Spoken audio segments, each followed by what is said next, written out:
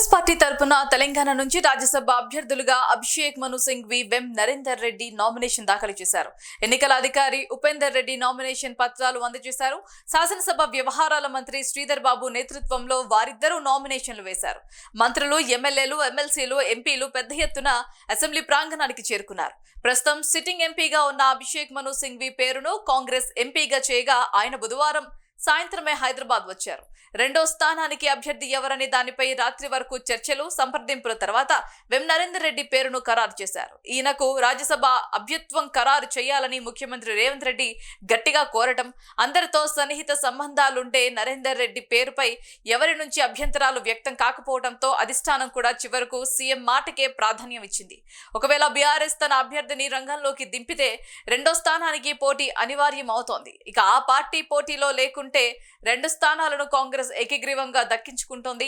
మొదటి స్థానానికి అభిషేక్ సింఘ్వి ఎన్నికకు ఎలాంటి సమస్య లేదు. రెండో స్థానానికి అవసరమైన మెజారిటీ కాంగ్రెస్ కు లేదా ఎంఐఎం పై ఆధారపడాల్సి ఉంటుందని తెలిపారు. అయితే పోటీ లేకుంటే ఎన్నిక ఏకగ్రీవం అవుతోంది.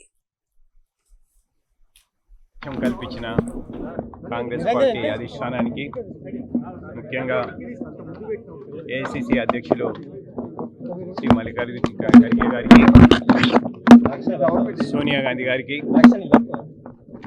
రాహుల్ గాంధీ గారికి, కేసీ వేణుగోపాల్ గారికి, ఈ రాష్ట్ర ముఖ్యమంత్రి పెద్దలు రేవంత్ రెడ్డి గారికి, పిసిసి అధ్యక్షులు మహేష్ కుమార్ గౌడ్ గారికి, పెద్దలు బట్టి విక్రమార్క గారికి,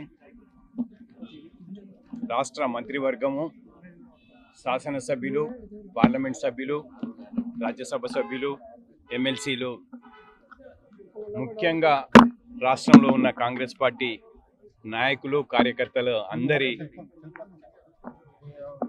సహకారంతో ఇవాళ రాజ్యసభ అభ్యర్థిగా, కాంగ్రెస్ పార్టీ అభ్యర్థిగా నాకు అవకాశం కల్పించినందుకు అందరికీ పేరు పేరున నా హృదయపూర్వక కృతజ్ఞతలు, నమస్కారాలు. అవకాశం కల్పించిన కాంగ్రెస్ పార్టీ అధిష్టానానికి, ముఖ్యంగా ఏఐసిసి అధ్యక్షులు శ్రీ మల్లికార్జున ఖర్గే